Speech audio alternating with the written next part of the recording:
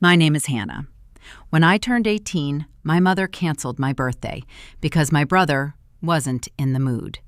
Years later, I learned that was just the beginning of what she took from me. If you've lived through something similar, share your story in the comments. My 18th birthday started with balloons already sagging against the floor and a cake nobody had touched. My phone kept buzzing on the dresser, names lighting up the screen, people asking what time to come over. Before I answered any of them, my mother leaned into the doorway. "Your brother isn't in the mood," Linda said. "Don't be selfish." She said it the way people say the weather report. Then she walked down the hall, voice softening immediately. "It's okay, sweetheart," she told Ethan. "You don't have to force yourself today." From his room came the sharp clicks of a game controller. No footsteps, no door opening. Standing there, I typed one message after another. "Sorry, tonight isn't happening." Something came up. Rain checks, promised without dates. Linda hovered until the last text went out, then nodded like a task had been completed. On the table sat a pile of birthday cards and a single envelope stuffed with cash. She picked it up, weighed it in her hand. "I'll hold on to this," she said. "You don't need it right now." The envelope disappeared into her purse before I could say anything. She pulled out a folded document instead, already creased from being handled. "I need a signature," she said. "School stuff. They're late on processing." The pen was pressed into my palm. The page was mostly text, the kind nobody reads before coffee. A line waited at the bottom. I signed. "Good," Linda said, too quickly. She smiled after, like she'd caught herself. "Name on paper matters more than cake anyway," she added, laughing once, short and awkward. My calendar app chimed. Event canceled. The words sat there in neutral gray, like they belonged to someone else. Linda headed back toward the hall, calling encouragement into Ethan's room, already planning lunch. I stayed where I was, scooping deflated balloons into a trash bag. Latex stuck to my fingers. The cake went into the fridge, untouched, frosting smearing the box. Another vibration came from the phone. This time, it wasn't a friend. "FAFSA document received." That was the entire message. No explanation, no warning, just confirmation. The trash bag slipped from my hand. I read the email again, slower, checking the sender, the timestamp, the spelling of my name. Everything looked correct. Behind me, Linda's voice rose, sharp now. "Don't make this harder than it is." The fridge door stood open. Cold air spilled out across the floor, while the phone kept buzzing, the email still glowing on the screen. Footsteps crossed the hallway, a cabinet shut, silverware rattled. Linda asked if Ethan wanted soup or something easy. The game sounds never stopped. My phone filled up before noon. Not friends this time. Aunts, cousins, people who usually sent holiday cards, and nothing else. Each message landed the same way. "Your mom said you got upset over a small change." "Birthdays get postponed. Families don't fall apart over cake." "You've always been sensitive." Linda didn't deny canceling the party. She just renamed it. In her version, the problem wasn't Ethan's mood. It was mine. By the time I put the phone face down, the story had already settled. I was dramatic. She was patient. Work didn't offer much space either. I asked to leave early, said there were school documents I had to straighten out. My manager glanced at the clock, then at the spreadsheet on his screen. "We value stability here," he said. "Just keep me posted." He said it kindly, which somehow made it worse. The afternoon passed with emails stacking up and the sense that everyone was watching for cracks. When the day finally ended, an apartment showing waited across town. The place was small and within budget. The application process took 10 minutes. The rejection came faster. "Pending credit review," the agent said, already reaching for the next folder. "It happens." Outside, I checked my credit app, refreshed twice, then closed it without reading further. Linda called while I was still standing there. "She's spiraling," she told someone, not bothering to lower her voice. I don't know how to help her anymore. "Ethan's really trying." That sentence kept coming back. Ethan's trying, as if effort erased outcomes, as if trying paid bills. Rosa Alvarez didn't ask for a story. She just slid a spare key across the table and told me where the towels were. "You can stay for now," she said. "No rush." Her place sat above a bakery, close enough to work that I could walk. That mattered. After dinner, she leaned against the counter, arms crossed. "Why is your name on accounts you don't control?" It's a simple question. I didn't answer right away. Rosa waited. "Keep everything," she said when I finally shrugged. "Screenshots, emails, envelopes. Don't argue, collect." That night, I pulled up my FAFSA account. The login worked. The documents loaded. On the second page, my signature appeared again, clean and familiar, attached to a loan supplement I didn't remember filling out. The date sat at the top, my birthday. The page didn't blink or hesitate. It just existed. I downloaded everything, saved copies, forwarded them to an email Rosa told me to create for backups. Each click felt mechanical, like following steps from a list. Another message slid in while the files transferred. "We're reviewing your information." The subject line came from a credit bureau. No punctuation, no tone, just a statement. The timing felt almost polite. At work the next morning, a colleague asked if everything was okay at home. Someone else suggested I take a day off. The concern carried an edge, like curiosity dressed as kindness. Linda had been busy. By lunch, a letter showed up in my inbox from a bank I didn't use. The language was formal, careful. "Please contact our fraud department within 5 business days." The email log came from an old account Linda had helped set up years earlier. I hadn't touched it in a long time. The password still worked. Messages loaded slowly, stretching back through years of coupons, school notices, and forwarded chain emails. Then one subject line stood out: Startup Capital Inquiry. The sender wasn't a bank I recognized. The attachment preview showed a scan of my driver's license, my name, my photo, my address from before I moved out. Below it, Linda had written a short note. "Using my daughter's info as discussed. She's on board." There was no reply from me because there had never been a discussion. The date on the message sat 3 months before my birthday. I forwarded the email to the backup address Rosa told me to use and closed the laptop. The folded paper from my birthday came back to mind. I pulled it from my bag and laid it flat on the table. This time, the words made sense. Power of attorney, limited scope, financial matters only. The date at the bottom matched the signature in the FAFSA file. The pen hadn't been a favor. It had been permission. My phone rang before I finished reading. Linda's name lit up the screen. "Hannah," she said, breathless, "why are banks calling me?" The tone stayed soft for the first minute. Confusion, concern. Then it shifted. "If you tell them anything," she said, "we lose the house." The word "we" carried weight she hadn't earned. Another call came through before I answered. An aunt this time. "Your mother is scared," she said. "You don't want this on your conscience." The phrase family came up 3 times, responsibility twice, my name once. At the bank, the waiting area was crowded. A clerk handed over a form and pointed to a chair. The complaint process moved in stages. Verbal report first, documentation later. "Fraud within families happens," the teller said, "more than people think." The words sounded practiced. I explained what I could, handed over copies, tried to keep it short. The teller nodded, typed notes, then looked up. Family fraud is still fraud. No judgment, no sympathy. Just a sentence that closed the door on arguments I hadn't made. Linda called again before I reached the parking lot. "You're misunderstanding," she said. "This was to help Ethan. You know how hard it's been for him." The startup name came up. Then the house. Then silence stretched long enough that the line crackled. "I did this for you, too," she added. "Someday you'll understand." A text followed from a cousin. "Think carefully before you do something you can't undo."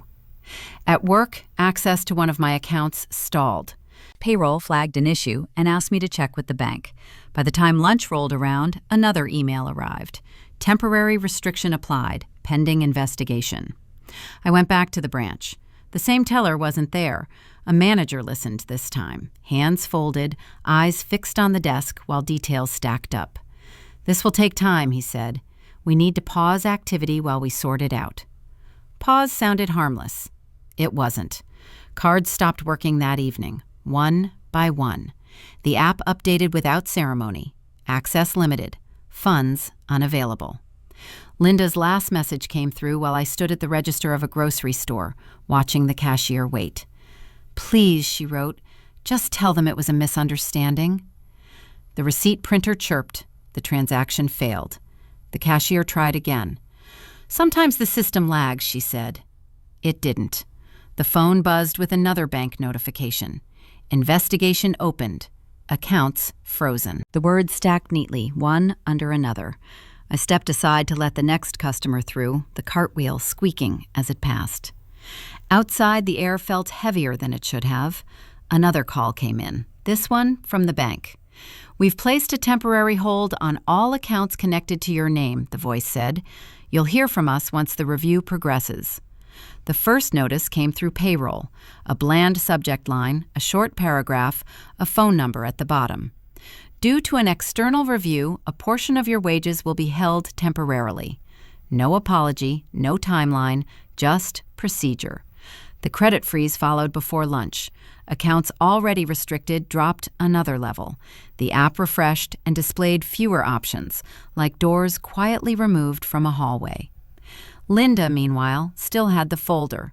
Birth certificate copies, old statements, the originals she'd insisted on keeping safe. Her access disappeared. Mine didn't improve. The next move landed harder. A certified letter arrived at Rosa's place with my name spelled correctly and everything else wrong.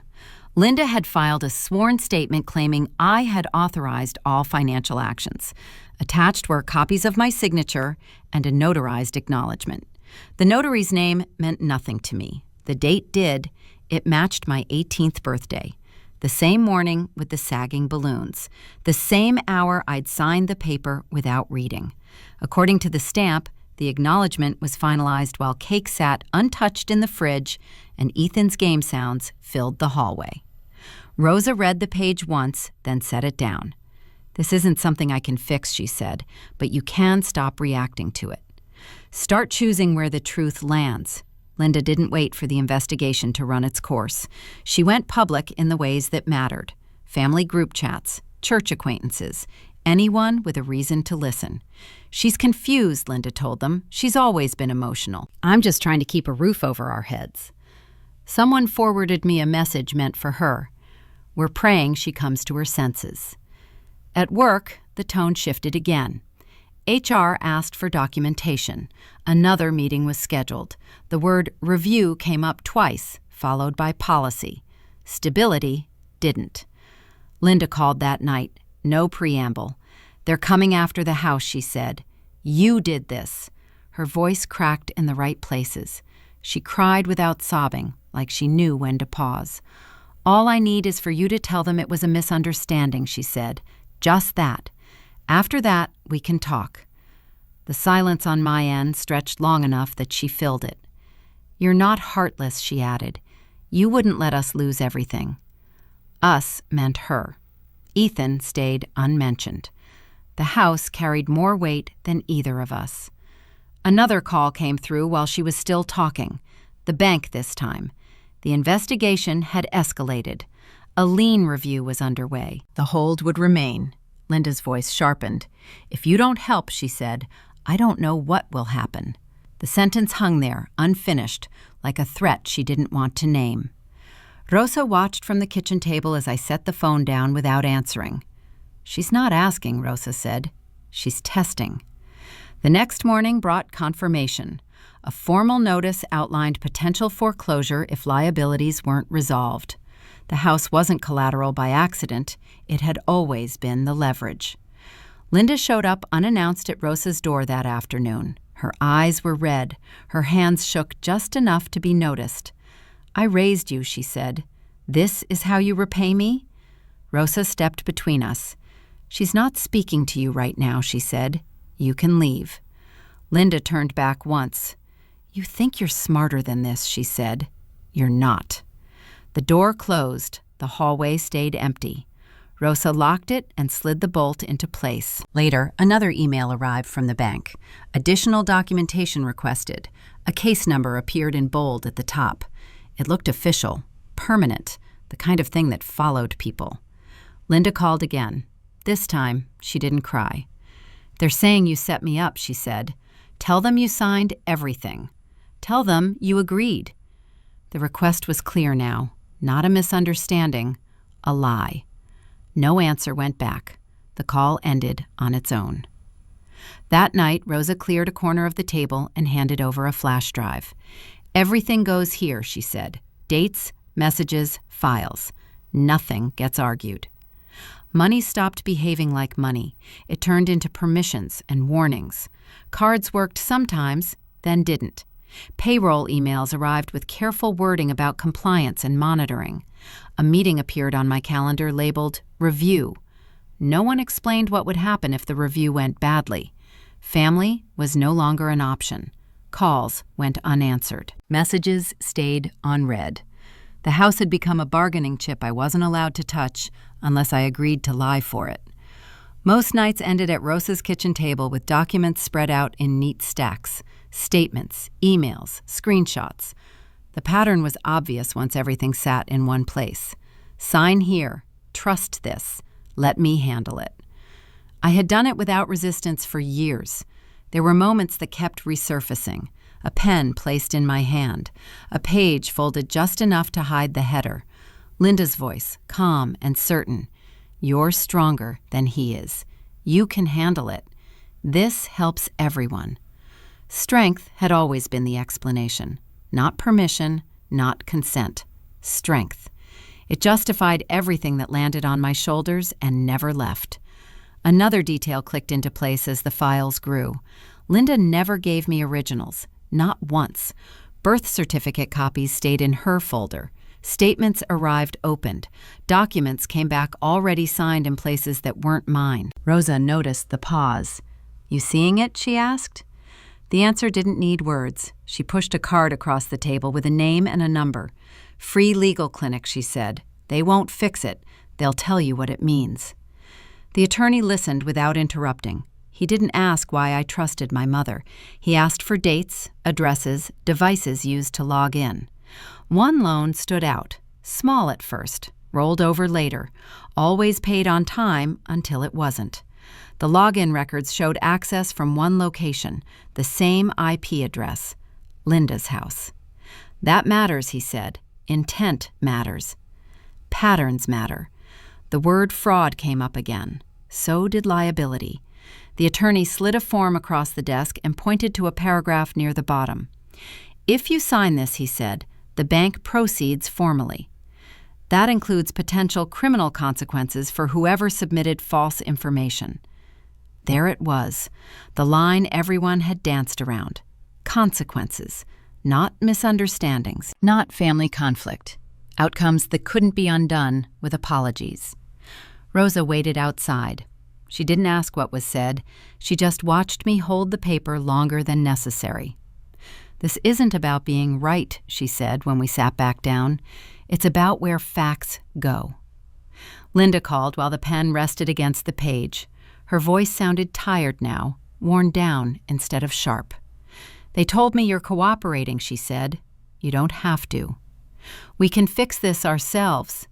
Fix meant erase. Fix meant silence. "I kept you safe," she added. "I made decisions for you when you couldn't." The phrase landed wrong this time, not because it was new, but because it finally matched the evidence. Decisions for me, without me. The bank's deadline loomed in the corner of the screen. 48 hours left. Another reminder pinged, polite as ever. Rosa didn't interrupt. She gathered the stacks into a folder, squared the edges, then slid it closer. "No one's asking you to burn anything down," she said. "You're just choosing not to hold it up." The pen moved. My name filled the line the way it always had, steady and legible. The difference sat in what followed. Authorization granted. Investigation initiated. The email confirmation arrived before we left the office. Your request has been received. An investigator will contact you shortly. Linda's message came through seconds later. What did you do? There was no reply. The form had already been scanned, uploaded, time-stamped. The walk back to Rosa's place felt longer than usual. Traffic moved. People passed with bags and phones and conversations that had nothing to do with case numbers or signatures. The world kept functioning without waiting for permission. At the table, the folder stayed open. A new section appeared labeled Evidence. Files dropped in one by one. Each click made space for the next. The phone vibrated again. Unknown number this time. The investigator introducing himself. Scheduling the call. Explaining next steps. I agreed to the time. The investigator didn't raise his voice. He didn't soften it either. He just laid things out in order, like numbers on a page. The activity predates your brother's startup, he said, by several years. He slid a summary across the table. Dates, amounts, account numbers. The pattern was clean once it was visible. Credit opened under my name, paid down just enough to stay alive, rolled into something else, repeated. This wasn't short-term, he said. It was maintenance. Maintenance of the house. The payments lined up with mortgage deadlines, property tax notices, insurance renewals. Every spike in balance matched a moment the house might have slipped. Ethan's name appeared, but only at the edges, a justification, a story that made sense to other people. It was easier to say it was for him, the investigator added. People accept that. FAFSA wasn't the beginning. It was the last clean option left when older credit lines tightened. The power of attorney hadn't expired the way I assumed. It had been quietly renewed, filed through a service I'd never heard of, using the same notary who had stamped my birthday document.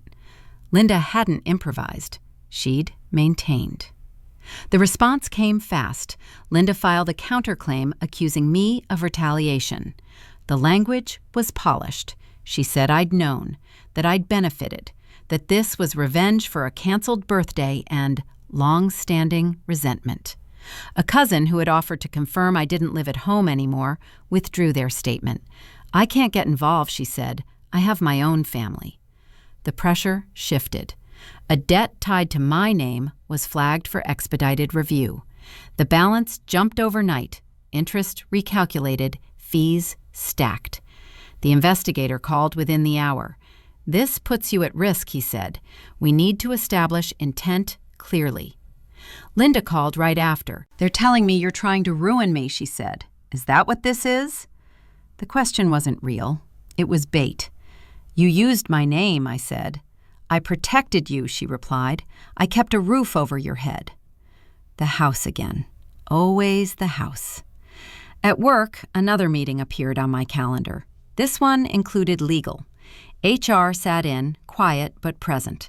They asked for updates. They asked about timelines. They asked if charges were possible. I don't know, I said. I'm cooperating. That answer didn't reassure anyone. Rosa listened that night without interrupting. She sorted mail while I talked, stacking envelopes by size. She's not reacting, Rosa said when I finished. She's advancing. The investigator confirmed it the next morning. She's building a narrative where you're complicit, he said. We need something definitive. 72 hours. That was the window. After that, the default assumption would harden. Another file arrived from the bank's system. Access logs tied to one of the earliest loans. The IP address resolved again to Linda's house. The device fingerprint matched a desktop that hadn't existed in my life since I moved out. The problem wasn't lack of evidence. It was placement. What counted? What connected? Linda's lawyer sent a letter that afternoon. It warned against defamation. It urged a family resolution. It included a copy of my signature, enlarged, bolded, highlighted like a victory. A message followed from an aunt. Why are you doing this now? The question assumed timing mattered more than truth. That night, a charge attempted to process against one of the frozen accounts. It failed, but the attempt was logged. The investigator called again. "This is not accidental," he said. "She's forcing urgency." Linda called after midnight. "They're telling me I could lose everything," she said. "Fix this." The word landed differently now. Fix meant shift blame. Fix meant move the weight back where it had always been. "I need you to tell them you knew," she added. "Just say you agreed." No answer came back. 72 hours ticked forward. Another notice arrived. Another balance recalculated. The system kept doing what systems do. Rosa handed over a printed map of IP locations, lines drawn between dates and addresses. "Everything points one way," she said. "You just have to put it in the right hands." The investigator emailed again. Subject line short. "Status update requested." The cursor blinked in the evidence folder, waiting. Files were already there, organized, labeled, time-stamped. What was missing sat just out of reach, something that tied intent to action beyond doubt. The phone buzzed. Linda's name again. Another call declined. 72 hours hadn't passed yet, but they were moving. The investigator's last message stayed open on the screen. "Without decisive proof, responsibility may be shared." The conference room was already set when I arrived. A long table, water pitchers, name placards placed with care. The bank's fraud investigator sat near the center, a legal counsel to his right, a compliance officer on the other side. Linda arrived last, flanked by her attorney, expression tight but composed. No one asked for small talk. The investigator started. "We're here to clarify outstanding discrepancies," he said. "All materials submitted today become part of the official record." Linda nodded once, like she agreed with the process.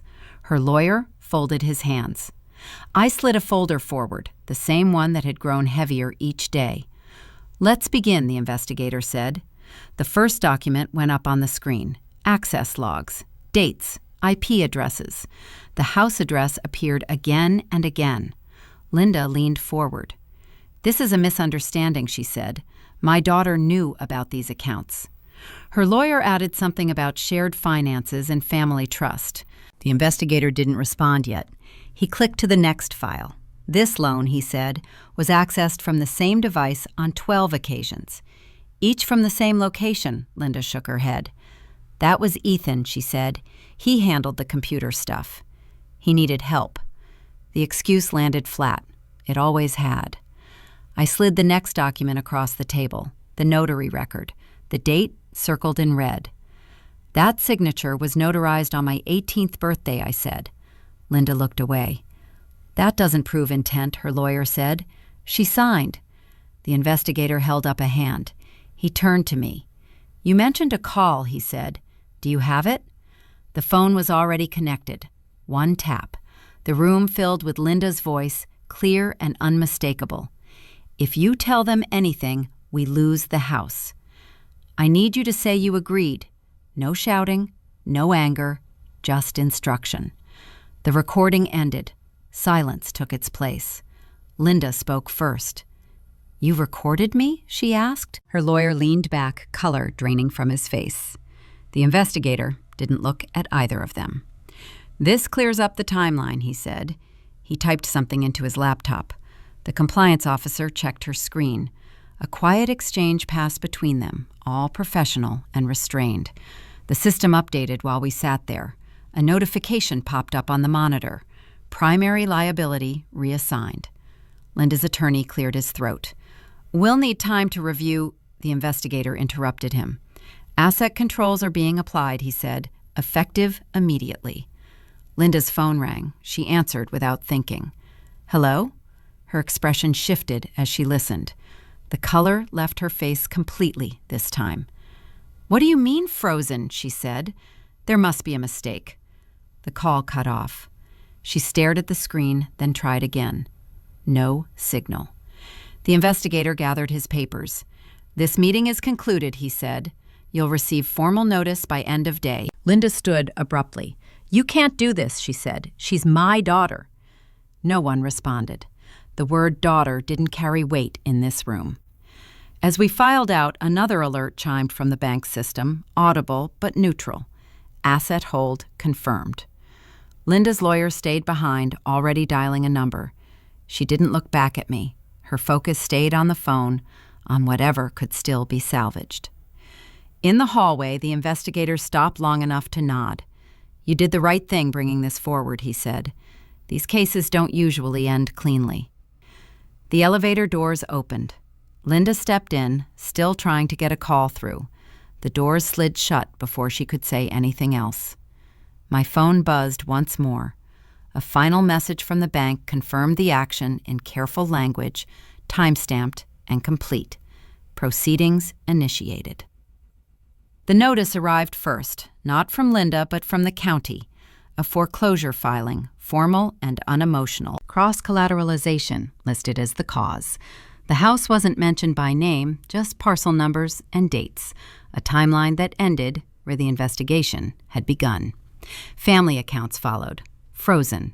Not flagged, not paused. Closed. Ethan's name appeared in a separate document attached to the bank's update, outlining next steps for individual liability. No cushioning language this time, just instructions and consequences. Linda called 3 times that week. The first voicemail was short. "We need to talk." The second came later that night. "Please, just not like this." The third arrived after midnight, voice hoarse, asking for time, for space, for something undefined. None of them were returned. A cousin reached out instead, someone neutral enough to carry messages without choosing sides. "She says she didn't mean for it to go this far," she said. "I know you're hurt. I just want you to know there's no anger on your end, right?" "There isn't," I said, "but there's distance." That seemed to satisfy her. The call ended without promises. Work continued. The review concluded. Access restored in stages. The routine returned with small adjustments, none of them dramatic. The world didn't pause to acknowledge the shift. It just adjusted its records and moved on. One evening after a late shift, the laptop came back out. Not for documents this time, just an email. Linda's address still sat in the contacts list.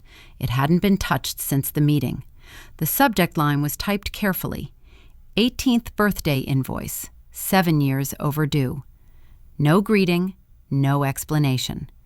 The attachment loaded first. A photo pulled from an old phone backup. The bedroom from that morning. Balloons collapsed against the floor, streamers drooping. The cake box still sealed. Below it, a single line. "You told me he mattered more. I finally listened." Nothing else followed. No signature, no questions. The send button waited. Then it didn't. Message delivered successfully. The confirmation arrived instantly, clean and polite. The system didn't care about context. It only cared that the message went where it was told. The contact list came next. Linda's name disappeared with one tap. Ethan's followed. A few extended relatives stayed. Others didn't. The screen adjusted without comment. Rosa knocked on the door before heading out for her shift. "Everything okay?" she asked. "Wrapped up," I said. She nodded once, satisfied. No follow-up. The phone went face down on the table. The night shift started in an hour. Uniform ready, keys where they belonged. The routine held. Another email came through while tying my shoes. An automated notice from the bank, closing the last open thread. Case resolved. The wording was final. No appeals listed, no next steps suggested. Outside, traffic moved the way it always did. People crossed the street with groceries, headphones in, conversations unfinished. None of it paused for loss or correction. The phone stayed where it was, face down, silent. Work called. The shift needed coverage. The answer went out without delay. On my way. The door locked behind me. The hallway lights flickered, then steadied. Somewhere else, paperwork continued to move. Accounts stayed closed. Keys changed hands. At the end of the block, the bus arrived on time. The doors opened. The day kept going, orderly and indifferent, while the invoice sat, delivered, unpaid, and complete. The message archived, the number removed, and the work waiting exactly where I'd left it.